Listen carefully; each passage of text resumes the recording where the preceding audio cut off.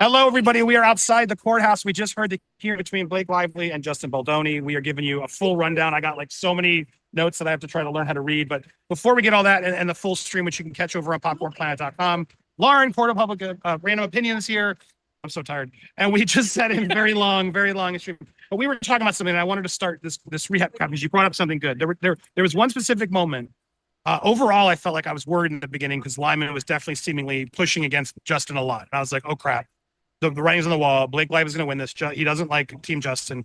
And then Blake came to the stand and he pushed back just as hard. And I was very pleasantly surprised and happy to see he was pushing both ways. And at one point specifically, Lyman, to his credit, called out, was it, I don't know, Ezra or somebody? Ezra, I think, was up there. Yeah, I mean, I don't remember which attorney was up there. One of them. It was probably Ezra. But he's like, they're talking about the dance sequence because she's talking about it. She didn't have, he's basically asking her, what were the problems? Like, what was the harassment? What was the actual harassment? Tell me what was happening.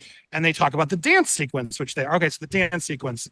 And he was touching her and nuzzling her and doing this without consent. It's really what Ezra or whoever the lawyer was kept hammering. Yeah. And then Lyman kind of pushed back and was like, so I'm confused. What's the line? So you're telling me any director who wants to touch someone on the back of on the back as they're directing a scene with an actress dancing or any sort of subtle movement or touch needs to have a jury decide whether that's actually allowed or not? And you could see Blake's side sort of like, whoa, they needed to have consent. And we've seen the video, Lauren. It's like, yeah, there's nothing in there that's against the consent. It's what. Well, I know also that we're supposed to be talking about the hearing, but I keep going back to that like ball grab she did with the guy on the other movie, and I'm like, excuse me, ma'am. Is that you? Yes. Is this the same? Or Jenny Slate slapping Chris Evans. Yeah, right. Like when they do it, it's funny and it's okay because they're women. The whole thing of gender came up, and that's why I wanted to start here because the biggest takeaway, the headline today was the heated rivalry mention, which to me was such a good moment. I forgot where about Bach came out, Bach Wayfair guy came out. And he was way better on his rebuttals. He was having a little struggle because Lyman kept pushing him off, but he came prepared on his rebuttals. And because Blake's team was constantly pushing this gender idea, the reason this is harassment, guys, is because she's female and it's not okay for him to do that. Well, Bach threw back, like, well, everybody knows this new show, Heated Rivalry on HBO. They play competing hockey players. So are you telling me then that the male can say something to the other male, and then you're telling me that's not sexual harassment? And I was like, damn, that's a really good point. Yeah, I have not watched that show, I'll tell you, but like I've heard plenty about it. So I was like, but it's about, two men, hockey Yeah, players, they're competitors, and they fall in love. Yeah. And he sort of threw the whole gender argument on its head of like, well, then what about two guys or two women? Does that change at all? How great was that heated rivalry mentioned? It was gratuitous. It was gratuitous, but I also liked it. It was gratuitous. It was gratuitous, but I liked it. Oh, Lauren. Okay, we'll see Lauren. Thank you, Lauren. Everybody. Yeah, I think it's kind of spot on, was it not? Uh, I thought it made a brilliant point because she was so hinged on gender. And then when he sort of pointed out, well, what about if it's two men? Does that mean it's not sexual harassment? well, he said that when he brought up the heated rivalry debate, he said that it was going to be discriminatory towards another sex. So if they're saying that, then is that discriminatory and shouldn't that be considered? So I don't know. I gotta process everything that just What was your overall takeaway? My overall takeaway is that I got a lot more from body language from the legal teams than what you can get from reading things online. And what was that takeaway? The takeaway was it seemed like Shapiro had a really hard time. She was very nervous and wasn't able to, like, I could visibly see her hand shaking and like she was scrambling, and she had an associate that was like writing her notes, but only during a very specific part, and that is during the trying to defend the defamation claims against Brian Friedman. While Brian Friedman was, of course, sitting right next to her. Like, come on, let's go. But she was visibly nervous and she struggled with those arguments, and it was visible.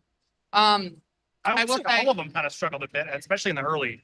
I will say there was also some nerves that I could see from the Kristen Toller, who they were up in the jury duty area, and I don't think that they're active. I think they're for, I forget whose legal team they're for. There was a lot of lawyers in that. A lot of lawyers, but the brunette sitting next to her, and I need to remind myself of her name, seemed pretty nervous in the beginning. But I think it's also because there was a lot of people, and so everybody being there.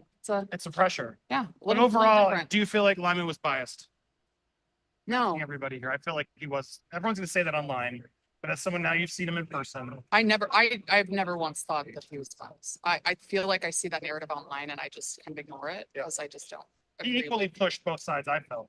yeah, I feel like he's been fair since the beginning. And I think digging into people's backgrounds and stuff, you can always find something and try and manipulate it or turn it one way or another. But I think in the end, he has a duty to the people and the duty as a federal judge, and he's gonna make the call that he needs to make. So, Yeah, I mean, I feel like both sides have to be a little nervous because I don't think it really went either way, but I sense now it could actually go to trial. Because Lyman. oh, I don't know about that. You don't think so?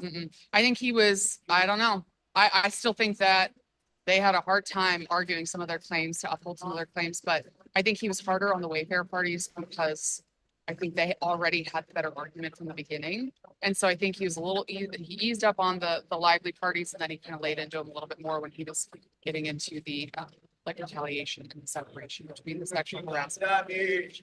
No, I agree with that, but I just feel like he's relying on the jury. He's sort of, I think he fell back a lot on, well, I guess it's going to be up for debate to the jury, Well, which no, then takes it to trial. I'm the real well, king. the reason that he said that is because that's the whole reason why he's making this, is because he has to determine whether or not him as a court is going to decide something, whether a it's claim is factual, valid or yeah. not. And if a claim can even stand, and if it deserves to be brought before a jury. If it even can make it past, because if it's not something that a jury should even have to argue whether it's a fact or not, then it shouldn't be brought. I want to ask the little girl attorney because she's the one who brought it. It's factual. If Okay. it's factual, I'm gonna go where do they find you? Tell them. at Katie in Kansas City, or Katie and KC on all platforms. Yes, Cool. keep reach out. Yeah. Always good to see you. Good Yeah, to see you. thank All right, there. So lots of people here. I'm going to try to go up to the steps and see if I can get some of these amazing lawyers to chime in too. Sounds good. Let's see. Hold on. Can I get your comments? We're live. I'm so hungry, man. Real quick. Overall, come on. They want to see from you. Overall, the judge was incredibly prepared. He knew exactly what was going on. He asked great questions. I'm not sure how I feel about the outcome, but it was a really productive. You gave me a really good advice, little girl attorney, not actually going. You said it's got to be factual and not rely on the he said, she said. I felt like he was constantly, well, I guess it's up for a jury. Did you get that sense too? Yeah, he's looking to see whether there's issues of fact. That's his job. And so he was making sure to narrow in on the points where, is this going to be an issue of fact or not? And I think he was really attuned to that. He was doing a good job about it. Do you think this is going to still go to trial? No idea. No idea. No guess. Even from the lawyers, I can't tell. It's so hard. It's too soon.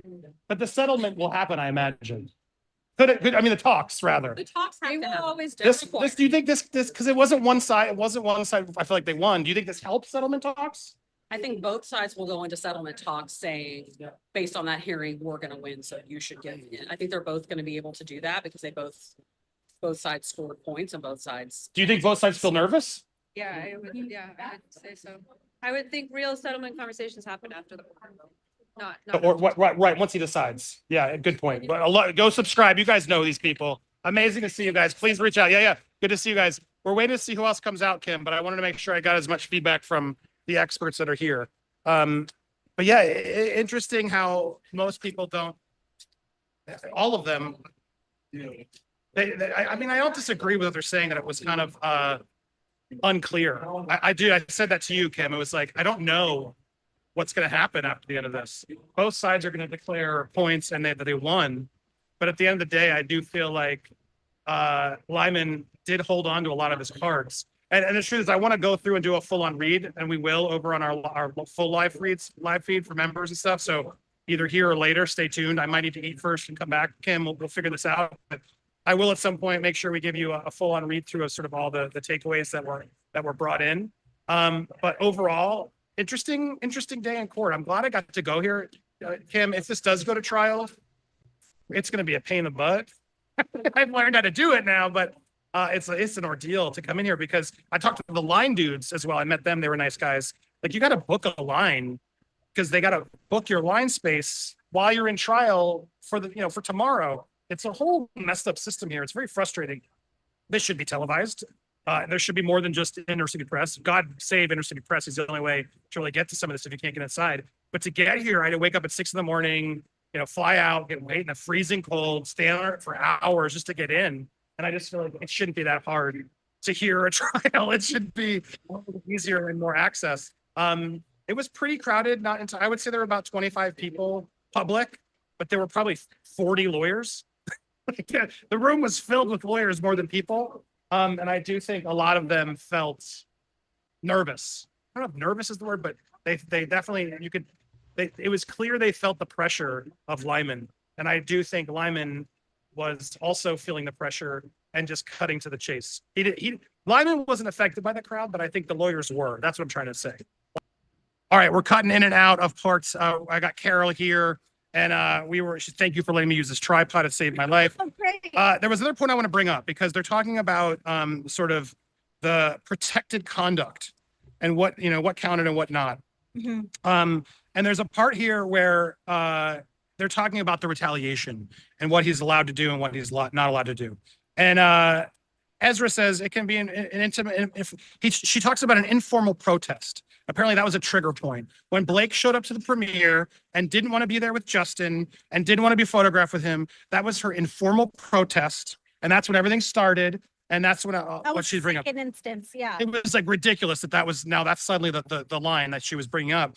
And Lyman sort of pushed back, and he's like, so someone who is accused of SH is then defenseless in the media, which he said, and I was like, finally, thank you to hear Lyman himself actually say it, because basically in there, Lively and her team are just constantly saying, she's making these accusations, she's making this peaceful protest, and basically Baldoni has to shut up. He can say nothing. Friedman can say nothing. Nobody can say anything because, well, that goes against her right to have the informal protest, which retaliates against her rights. How ridiculous was that? Well, I think that there was, that was one of the things that he brought up in the McSweeney case, which is that publicity is not retaliation for protected activity. So if it's not retaliation for protected activity, according to the McSweeney case, and again, I'm not a lawyer, it's just the way that it was explained to me by another content creator, then it for sure can't be protected activity in itself. Yeah, I mean, there was a whole joke where they talked about the retaliation and how ineffective it was. Like literally, Lyman made a joke about it. Heath was worried Ezra saying Heath was worried that she was going to sue about SH and was a narcissist and they were going to retaliate. And then, Lyman laughed. Sounds like the retaliation was not very effective. It was a pretty good drop where everybody laughed. But what was just really scary was the fact that Ezra, with a straight face, was out there Because sort it of- wasn't damaged. It wasn't damage to her at all, right? So if that was an attempt to damage her, it did not. It didn't damage. That's the proof. She has Yeah. to be damaged by it. Yeah, and so Ezra keeps trying to claim that they wanted to undermine her before she could make her complaint. They also argued about the date of when they were supposed to preserve all their signal chats, which was kind of ludicrous. Apparently, the return to work protections, that was when they were alerted that litigation might be possible. So they were supposed to keep No. all of, That was actually wasn't that her, everything? her not filing her not filing or pursuing a formal HR process is the payment, the consideration to make that a contract. So, I mean, yes, to your comment, but I'm like, it goes even further than that. Yeah, it's wild. And so on top of that, exactly, just like the fact that they were trying to make it seem like, hold on. So I had a note I wanted to read you from my line. I'm sorry, No, it's all good.